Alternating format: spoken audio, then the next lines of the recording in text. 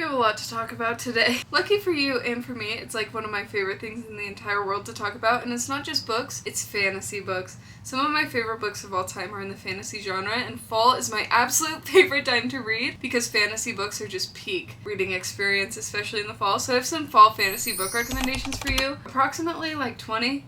Somewhere between 10 and 20, we'll find out along the way. And these are some of my favorite books of all time. I am gonna get progressively more excited as this video goes on, so let's just get into it. Some of my favorite fall fantasy book recommendations are set in an academic setting, so I want to talk about none other than Blood Over Brighthaven by Emma Wong. I've said it before, I'll say it again. If someone were to come up to me and ask for my favorite book recommendation, it would probably be Blood Over Brighthaven. This is a standalone fantasy book, which is so insane. It also is set in academia, research, magicians, you know how it goes. And it also has so many important, heart-wrenching themes that are directly applicable for real life. And also, while I'm talking about it, allow me to remind you that you should look up trigger warnings for every single book I'm about to recommend, especially for fall fantasy books. These are dark. They are going to be sad because those are some of my favorite books to read, and Blood Over Brighthaven is no different. This book follows Siona, who is aspiring to be one of the only female mages in history. I think there was only one female high mage prior to her. And so magic, and especially the study of magic, is really sexist, and so the odds are kind of stacked against Siona. Despite her being incredibly competent and studying incredibly hard, it really is a stretch for her to want to pursue being a mage. So the magic system hinges on this little spellograph. It's very similar to like coding. So mages will type a spell into the spellograph and spell will kind of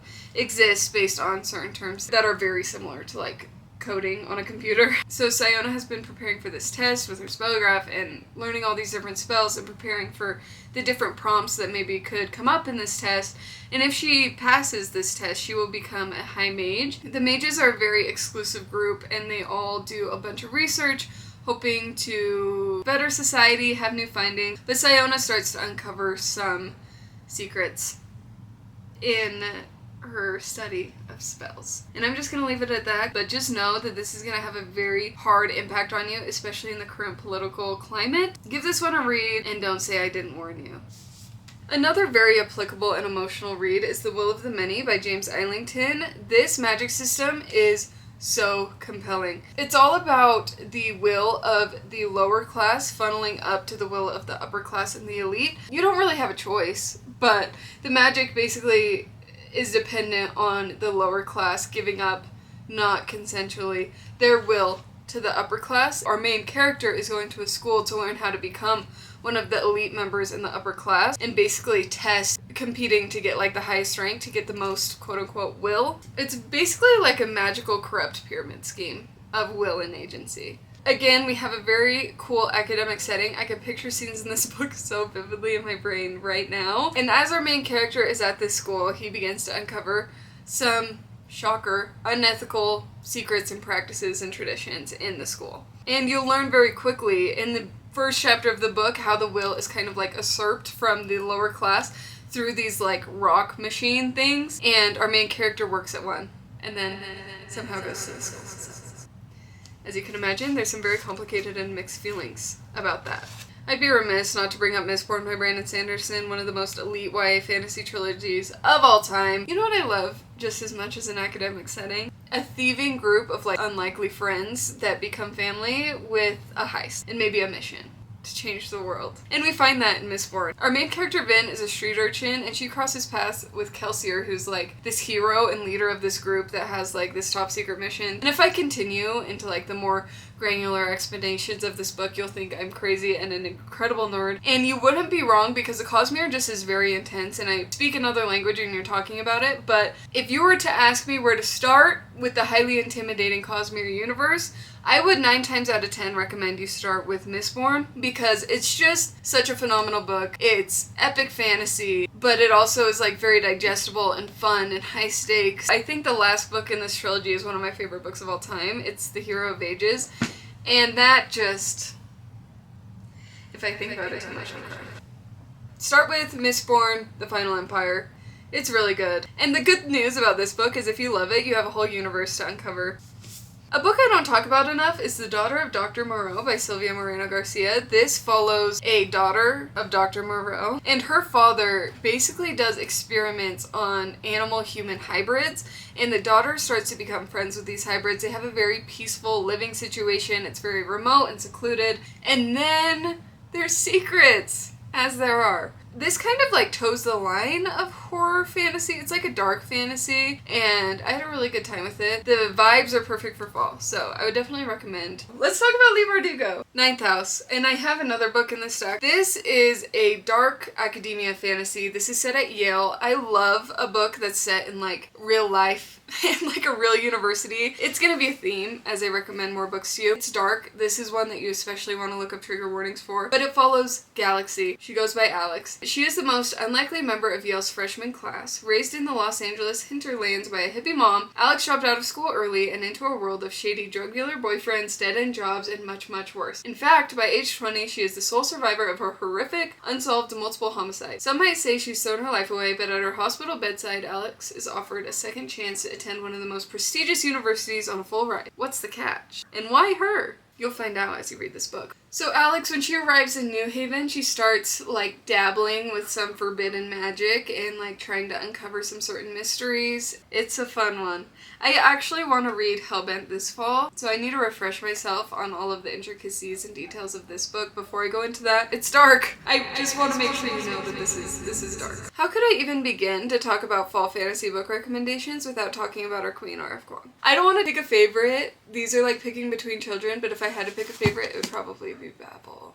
This book is so good. It's also set in Oxford, so keeping up with that like rooted in reality, real university theme. Babel's magic system is all about language and what's lost in translation. So the main characters all come to Babel to be translators. So they have to be bilingual or know multiple languages and translate very fluently in order to qualify for studying at Babel. A translation to another language, whatever nuance or meaning is lost in translation, it's like expressed in power. So that's how the magic works. It's really cool. And our main character finds a little group of people that are very diverse and different, all there as a group of translators. As you could probably imagine, as he's studying in Babel, he kind of starts to recognize some corruption and elitist, unethical practices that are happening. And this explores a lot of heavy themes like colonialism and is translation an act of betrayal? That's like a common theme in this book. And it also just explores the complexities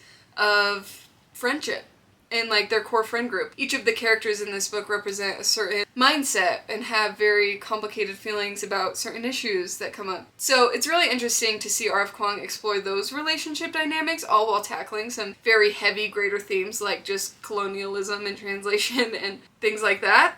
So like the scale just is very broad. One of my favorites by her, and kind of in a similar vein in the sense that it's set at a real university, Cambridge, and that the magic system is dependent on language, Cataphasis. Another thing I want to say while I'm talking about R.F. Kuang is that I think one of the worst things we can do when talking about R.F. Kuang is create some sort of knowledge barrier to her books. You could pick this book up tomorrow and you would enjoy it. You don't have to do any background research. I didn't. This book is heavily inspired by Dante's Inferno, and I haven't read that book. R.F. Kuang crafts and develops a hell that is, sure, probably inspired by those other books. Like I said, I haven't read it, so I don't really know entirely, but I can tell you that this hell stands very firmly on its own, and you can read this and enjoy it without having that background knowledge and context. But again, you could read this book however you want to. If you do want to dive into that background knowledge and context, you totally can, and it would probably enrich your reading experience, but I don't want it to be like a barrier for entry. I think people should read these books, and I don't want people missing out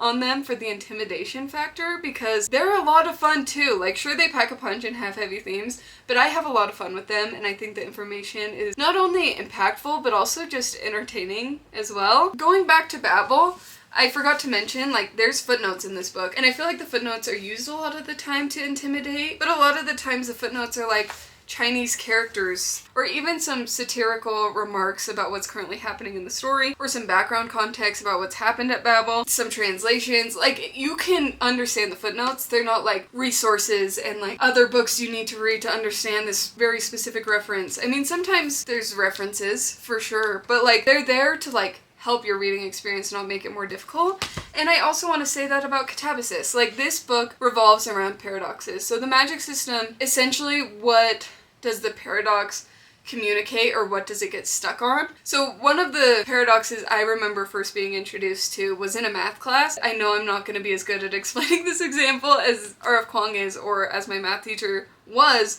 Essentially, like the classic John Green quote, some infinities are greater than other infinities. From me to this camera, if I went halfway to me to this camera, and then went halfway again, and then halfway again, and halfway again, halfway again, halfway again, in theory I would never touch the camera. An endless amount of halves I could cut into this camera before I touched it, or I would never touch it. But like, this distance from me to this half is greater than this half to this half. I hope I'm explaining this right, but essentially the outcome of that paradox would be like being stuck and not being able to move to get to the end destination. That's just one example of a paradox that's used in this book, and like the outcome of that paradox. And those paradoxes are like the magic system, and chalk is like the medium to perform that magic. What I love about R.F. Kuang, and I'll talk about this with V.E. Schwab as well, but it has that sense of blurring fantasy and reality. You have one foot in reality and one foot in the fantasy, because it's set in our current world, and it allows you to suspend your belief for a little bit, to maybe wonder if magic is actually real. Because one of the most compelling parts of this book, and Brandon Sanderson does this really well as well, the art of like an epigraph or an interlude to kind of expand and ground you more into the actual world of the book. It gives it some more context and broadens the scope of the book a little bit. In this book, we have full interludes of like the history of chalk, what makes chalk effective versus ineffective, what makes it good versus bad, how you can use chalk to like more effectively perform spells. And it makes you just think that these are textbooks and theories that exist in reality and not in a fantasy book. And it just makes me think, if I could get my hands on some chalk, maybe I could write up some spells with Peter and Alice. It makes you believe that for a second. Sorry, I'm really going off. And speaking of Peter and Alice, these characters are so flawed, first of all, and it's kind of more romance forward than any of her other books. We get some more implied instances of romance in her other books, but this is the most like blatant and forward use of romance, and it still isn't even like a perfect romance. Like, the bridge from catabasis to like a romantasy book is like so far and wide, so I don't want that to be the perception by any means, but it is a little more complicated and nuanced than like just a traditional romance. R.F. Kuang does a good time jumping, so you get some context of their history, and you also get to see them in their current situation in hell. We also get to unpack, in true R.F. Kuang fashion, some very like heavy truths and themes. For example, like the prejudice in academia. This is a theme in Blood Over Brighthaven and Babel and other academic settings, just that sexism exists. And in this book, I thought it was a really interesting take, because we see Alice also have some misogynistic thought processes, and she also has a bit of a jaded view towards feminism. So I thought that was another really interesting lens and angle, and see how Alice develops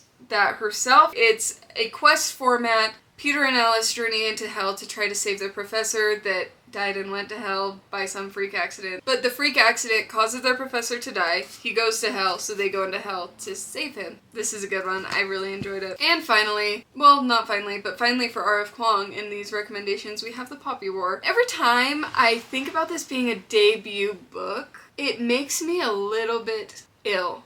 And in shock. This is probably her most high fantasy. It's set in a completely different world, but it's all informed by our reality. So again, that makes it just more devastating, because this is based on the Sino-Japanese War. There's different countries in this book that represent different countries in our reality. And like the war scenes are all based on like actual history that she studied. But it also captures, again, the nuance of just character dynamics, character development in not a traditional arc way, like the character has a flaw and they get better over time. It's more like the character has a flaw and you see it fail her and then exacerbate the flaw based on certain circumstances that she experiences, and how her certain situations, upbringings informs her current decisions now, how her trauma informs her current decisions now, and ultimately affects her decisions and her relationships with other people. And it's all set in an academic setting. I love a theme. I'm nothing if not consistent. Rin, our main character, is a peasant girl, and that's not my words, that's the words at the back of the book, and she gets an opportunity to go into this prestigious school to study magic. It's like a very elite military school. And she goes from running like some sort of criminal enterprise to like a very elite society where she really sticks out, and she has to work really hard to get half the distance. Informed by Chinese mythology, there's like a god that she draws her powers from, and it's like really good. I think my favorite book in the trilogy is The Burning God. It honestly just gets better with every book, and I loved this first book too, so highly recommend. But again, look up trigger warnings, please. Don't say I didn't warn you. Next we have the Atlas 6, another academic setting. Shocker. And we have another cast of characters in true dark academia fashion with different specialties and interests and very complicated relationship dynamics. And maybe a mystery element of someone that maybe has to be unalived. Potentially. Just spitballing. The Atlas 6, we have 6 characters who get to go to a very prestigious society where Atlas gets to teach them. If they make it past the year, they basically get huge access to a library, a wealth of information to further themselves in their studies and their capabilities, but it's a very high-risk situation. There's only 6 of them, so the relationships get very messy. Like dark academia, we have people who are lovers, and then they hate each other, and then they're besties, but they're also frenemies and competitors, and everything gets very blurry, but they're also like family adjacent, and I love that. What I will say about the Atlas 6 is you could probably read this book and then be done. I think my biggest disappointments, arguably ever, is the Atlas Complex and the Atlas Paradox. I liked the Atlas Paradox, but I just did not like the Atlas Complex. I really didn't. This book was so good. I rated this book 5 stars, so what a letdown. Don't let that dissuade you, because you're gonna get to the end of this book and you're gonna be like, wow, I really need to know what happens. I really do. And you're gonna want to pick up the next book, and you should. But you'll probably peter out by the 3rd. Just know that this book is so worth it and so well done and so good, and I love all the characters, and I hate all the characters, but we have a good time, and they are very entertaining. If nothing else. I also read this for my book club on Discord. You're always welcome to join that. I will link it in the description. And we read a new book every month. We have good discussions in there, and they're like chapter sections. So you could go read like our conversations about this book. They were good conversations. It's just spoilers up until the last section that's written in the title of that section. Go into it knowing that there will be spoilers in those, and go ahead and mute those if you don't want them, but that's a good book, and if you want someone to talk about it with, I'll link the Discord. Bringing up Leigh Bardugo again because we have another fun found family cast of characters in 6 of Crows. These are 6 dangerous outcasts trying to accomplish one impossible heist. These are again like street urchins, petty thefts, and they all band together to have one impossible heist, and that's like my favorite plot line. I love that dynamic. We have a convict with a thirst for revenge, a sharpshooter who can't walk away from a wager, a runaway with a privileged past, a spy known as the Wrath, a heartrender using her magic to survive the slums, a thief with a gift for unlikely escapes, and Kaz is like the leader of the crew. Oh, it's such a good book. It's such a good book. With this book, you can, I mean, some would say should, read the Shadow and Bone trilogy. I just was really underwhelmed by this trilogy. It was nothing super special to me. I didn't love it. So I think you could go straight into 6 of Crows, but you could. You could. I liked them. They just were nothing crazy to me. And I think you could fully read these books and have an amazing time without reading the trilogy, because these books are just so good. I loved 6 of Crows. I think I liked Crooked Kingdom better. I don't think. I know. This is just like the fun, high stakes, heist, found family YA that I really love. This feels like home to me. We also have like a really slow burn, yearning style romance. It's crumbs. It's crumbs. It's not romantasy. Like, you're being strung along just the way I like it. Let's talk about vampires. I love vampires. I love vampires in the fall. I think they're very spooky, they're very eerie, they're very haunting, and I have 2 really solid recommendations. First and foremost, we have A Dowry of Blood by S.T. Gibson. This is a very classic vampire story. We actually are following Dracula, and Dracula takes a wife, and this wife is our main character. Her name is Constantanta, and she is in love with her husband. She loves Dracula. He's very charming, but he gets pretty dark and progressively more dark, as you can maybe imagine. He takes on more lovers and throws more extravagant parties, and our main character starts to progressively feel more trapped. It's classic vampires, and it's so fun for the fall. Oh yeah. Let's talk about Immortal Dark by Tejas Gurma. This is a fun one, and this edition is gorgeous. This says no soul can enter without invitation. That's kind of like vampires' whole thing. It makes me think of Sinners. I love vampires. I feel like they're on the up and up right now, and I just love that. It feels like I'm going back to my roots. This is another academic setting, and we follow our main character who is trying to avenge and solve the mystery of her unalived sister. And when she gets to this university, she meets a vampire in a secret society, and she believes this vampire is responsible. This is just such a fun book, and look at the inside cover. There's like another unaliving that happens that's very similar to that of our main character's sister, and it makes her go full detective mode, and it kind of informs a lot of the decisions and plot lines that happen in this book. But this does have some romance. This does have some romance in it. I arguably saved the best for last. V.E. Schwab is one of my favorite authors on this planet. I love everything I've read by V.E. Schwab so far, so let's talk about it. Bury Our Bones in the Midnight Soil is V.E. Schwab's newest release and arguably some of her best work yet. I went to the tour for this book and I saw V.E. Schwab in person, which was an absolute dream come true.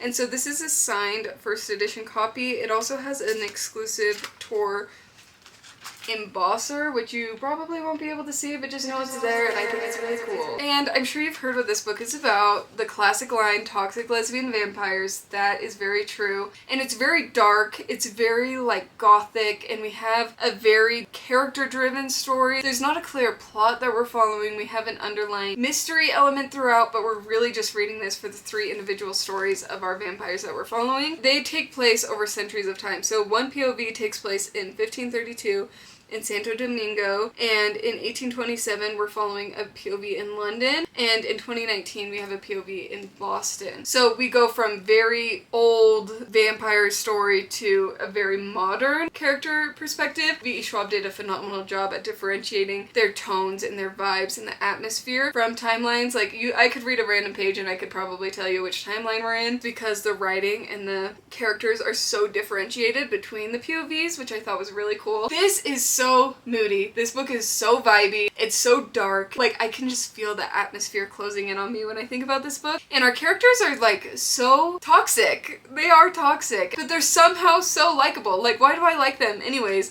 And they have unalived so many people. How does V.E. Schwab make me have to grapple with that fact? And McCoy's actually reading this right now, and Addie LaRue, our queen, who got me into V.E. Schwab, she does have a little bit of an appearance in Bury Our Bones in the Midnight Soil. I actually missed it when I read it for the first time. McCoy luckily found it when he was reading it. One of my favorites by V.E. Schwab. Absolutely obsessed with that book. And if you're, like, not sure on the whole fantasy thing and you want, like, an entry into fantasy, Vicious is such a good place to start. But I think this almost borders on, like, comic booky, sci-fi, like, very fantastical, fun superhero vibe. We also have an academic setting for this one. So this follows 2 frenemies. They're, like, rivals, but they're also really close, good friends. And they have a hypothesis that if you have a near-death experience, you will have a superpower. Extraordinaries are what they're called. And so they take this science experiment a little too far, and it's a hell of a time, I must say. They are roommates, and then you just see their characters sort of evolve. I think about Victor Vale and Eli Ever all the time. I saw some fan art of this book, and it just absolutely changed me. I think about it all the time. Ugh. The angst. Okay, we have the Darker Shade of Magic trilogy. This is a full trilogy, and then it also has another series that's kind of building off of it called The Fragile Threads of Power, but we don't need to worry about that just yet. Let's stick with the Darker Shade of Magic trilogy. This magic is really cool because it has 4 separate Londons that are kind of parallel to each other. So one is Grey London, and that's essentially the London as we know it. It has no magic, and this is where one of our main characters lives and is from, Delilah. And then parallel to that, we have Red London. This is a very bountiful, rich with magic, kind of prospering London. And this is where our other main character is from. We have White London, and this is kind of where magic got a little evil and power hungry and jealous. And then we have Black London that was essentially ruined by magic. And think of it as like a piece of paper, and you can only jump from London to London when you're like next to it, so you couldn't jump from Grey London to White London. You have to kind of like go in a line. Only a select group of people has the ability to jump between Londons, and our man, Kel, has that ability, and it's just such a fun read. The more I think about this book, the more I love it. I loved this book, but A Conjuring of Light, book 3 in this trilogy, is a 5-star read. Fantastic. One of the best books. It's so good, so fast-paced. It's a long book and I read it in like a day. It was so gripping. So I think about these characters all the time. I'm so happy it's continuing with the Fragile Threads of Power series. So if you love this book, I really think you'll like some of V.E. Schwab's other work. And finally, we have Gallant by V.E. Schwab. This book is so often overlooked because it's more YA, it's a little bit shorter, but I think you shouldn't overlook it, especially for the fall fantasy season, because it takes place in a literal haunted house, and nothing says fall like a literal haunted house. We follow our main character who has her mother's old journal, and she's reading her journal, and it ultimately has letters that lead her to Gallant, which is the name of the house, and there's a lot of mystery and hauntings, and it's kind of her discovering what her mother meant by the letters and what the house's history is and what trying to be told to her. And it's a lot of fun. It has an underlying mystery element, and it's YA. It's a really fast read. It has some really cool illustrations throughout it, and I would definitely recommend at least getting the physical book so you could like look at those, enjoy those. You could totally audiobook it, but definitely reference back for those illustrations. They're really cool. I don't think I can lift this up, but you saw how many books we talked about. We had like 20, 10, 15, somewhere around there. Fall fantasy time is arguably one of my favorite times, so please be sure to save this video. Let me know if you've read any of these books, what your favorites are, and maybe any books that I might have put on your radar, books that you're excited to read. That makes me excited because these are some of my favorite books ever, so I'd love if you picked any of these books up. I'd love if you love them too. And if you happen to resonate with any of these books, I think we would have similar taste. If I could be as bold to assume, if you like these books, you'll probably like some other book recommendations I have, so it would mean a lot to me if you liked and subscribed and followed along for more book recommendations, and happy reading.